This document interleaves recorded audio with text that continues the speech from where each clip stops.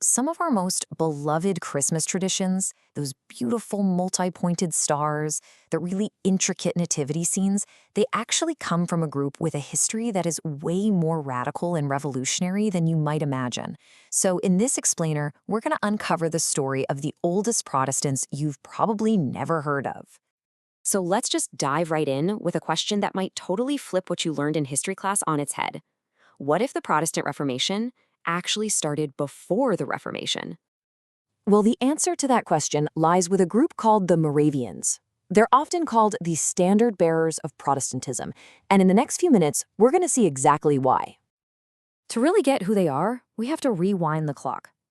So in our first section, let's dig into their roots, which, believe it or not, were planted long before a certain German monk nailed his famous theses to a church door.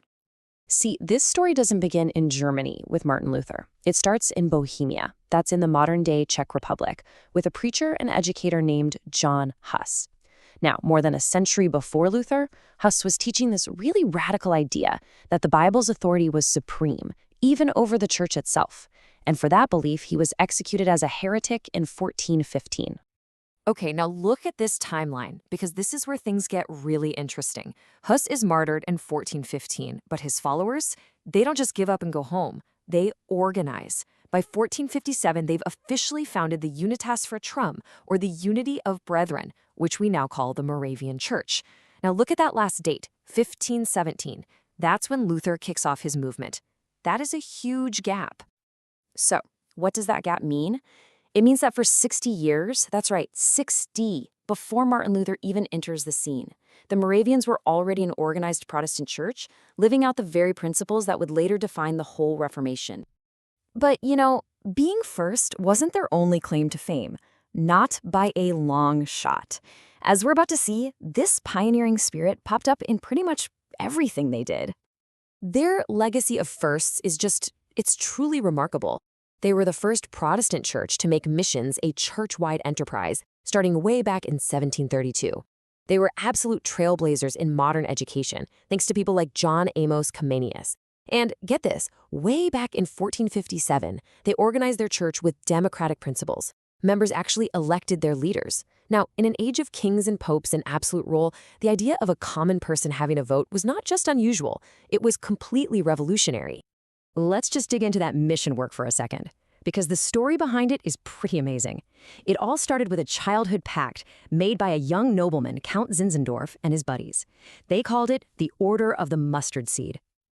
Their promise was simple. When they grew up, they would take or send the gospel to the heathen. Now, that word heathen might sound a little harsh to our ears, but it was the common term back then for people who hadn't heard the Christian message. And even though it sounds like a naive childhood promise, Zinzendorf never forgot it. That dream grew into the very first Protestant church-run missionary movement in history, sending people all over the world, to the West Indies, Greenland, and beyond. And what about education? Well, they had John Amos Comenius, a Moravian bishop who is now known as the father of modern education. He pushed for ideas that were so ahead of their time, like teaching children using pictures in their books. I mean, it sounds completely obvious to us today, but back then it was a massive breakthrough. So they have this incredible history of being first. But how do these big ideas actually live on today? Well, that brings us to our next section, where we'll look at their practices as living containers of faith. This quote is really the key to understanding the Moravian way of doing things. They see their traditions not as these rigid rules, but as containers. The container, the ritual or the symbol, is important, but only because of the contents it holds, the faith and the meaning inside. A perfect example of a container is their official seal. It goes all the way back to the 16th century and features the Agnus Dei, the Lamb of God, holding a banner of victory. This one single image contains the absolute core of their entire belief system. And the motto written around the seal makes the contents crystal clear. Vicit Agnus Noster, eum sequamur. Our Lamb has conquered. Let us follow him. The symbol and the words, they work together perfectly to express what they're all about. This whole container idea even shapes their church services. Take their practice of the Lord's Supper. It's really different from a lot of other churches. The minister brings the elements right to the people in their seats. Everyone receives them while standing, and then, and this is the key part, the entire congregation eats and drinks at the exact same moment.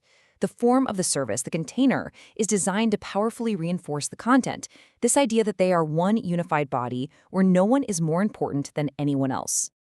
Okay, so let's bring this all together and take a look at their enduring legacy.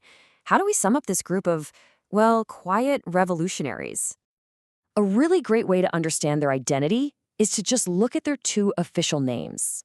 When they're called the Moravian Church, it's pointing to their history. The refugees from Moravia who renewed the church and their whole status as pioneers.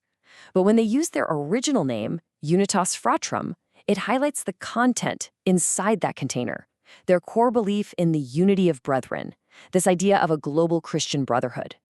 So, from a pre-Reformation rebellion to a global pioneering spirit, the Moravian story is really one of profound faith carried in these really unique containers, which I think leaves us with a final thought, a question to chew on. What are the containers in our own lives? The symbols, the rituals, the traditions. What are the things that preserve the most important ideas for us? And what's the precious content we're trying to protect inside them?